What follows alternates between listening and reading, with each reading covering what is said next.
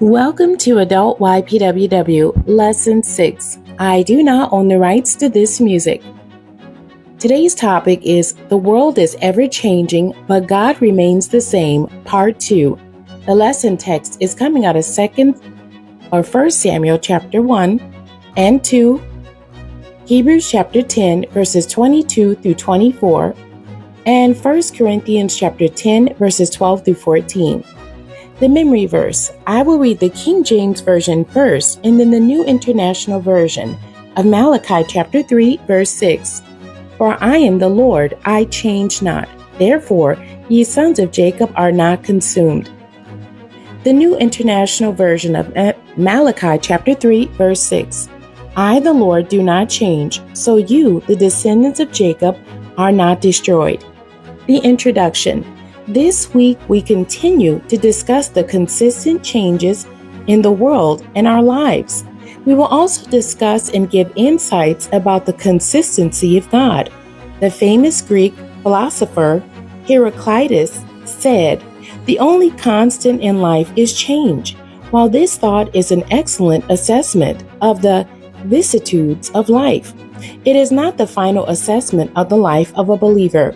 We have three additional constants in life: the promise, presence, and power of God. These three immutable attributes of God outweigh all other attributes of change in our lives. Yes, we can face any change in our lives with both the enactment of our faith and God's help. As believers, we must believe. There will be times in our lives when we may not see the promise, sense the presence, or see the results of God's power in our lives. Those are the times we must activate our faith and believe that our help is on the way. When we don't see a way, we must believe that eventually God will make a way.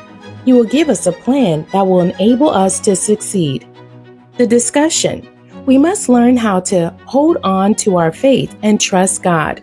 In addition, believers must also live in expectancy. We can't walk around with a sad countenance when facing difficult situations and negative challenges in our lives. We should walk with our heads held high, not in arrogance, but in expectant faith that says, today might be the day that my help shows up. Today might be the day that God gives you a winning strategy or plan that leads to the answers you have been praying for. Let's continue to review the life of young Samuel. As he faced additional transitional changes while growing up in his new home away from his parents, Samuel's first transition was successful. He became acclimated to his new environment. He grew in stature and looked forward to the annual visits from his parents. His second transition was to learn how to deal with the family dynamics of his new home. While it is certain that Eli was a great provider, teacher, and tutor for the young Samuel, it is also certain that his sons lived lives of ill repute. Hophni and Phinehas were dishonorable young men who disrespected the church and the ordinances of God. Eli allowed his sons to live in this inordinate manner, and God was not pleased. Samuel witnessed their blatant disrespect towards their father Eli and God. He had to purpose it in his heart not to be influenced by the sinful lifestyle of Eli's sons. Samuel could have joined them, but he did not. He had to work to guard his mind and spirit. He learned everything he could about ministry from Eli and continued to grow in favor with God and man. The application says, Samuel obeyed God and was dutiful in all his assignments. One night, while he was sleeping, he heard the voice of God calling his name. Samuel, Samuel. He thought that it was Eli calling him. He ran to his side and said, Here am I, for thou callest me. And that's 1 Samuel chapter 3, verse 5. Eli declared that he did not call him and asked him to go back to his room. Samuel quickly obeyed Eli. After 2 more times of this same scenario, Eli realized that it was God calling Samuel.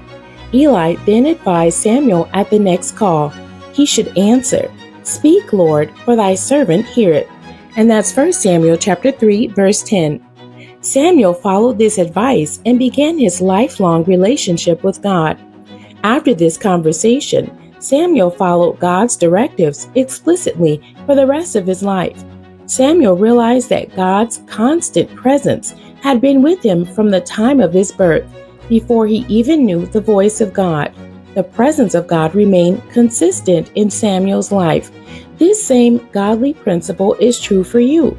As believers, we can rest assured that if we allow Him, God's presence and guidance will be a tangible constant in our lives. Conclusion: Samuel respected Eli's leadership and God's principles. Therefore, God blessed Samuel to have a successful life in ministry. When we as believers trust and obey God, we can expect the consistency of God's influence and guidance in our lives. The various changes that we are challenged with in our lives does not negate the omnipresent power of God. Often it is through the changes and challenges in our lives that God's plan and destiny for our lives is revealed. Negative environments and the sinful lifestyles of our friends are no match for the power of God. The questions for today's lesson. Number 1. Samuel was a great student while learning from Eli during his early years. What are some responsibilities you think he might have had while living and working in the temple? Question 2. Samuel purposed in his heart not to participate in the lifestyle of Hophni and Phinehas.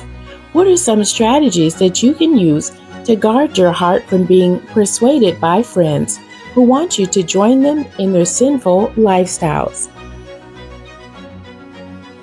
The end. God bless you and thank you for joining me today.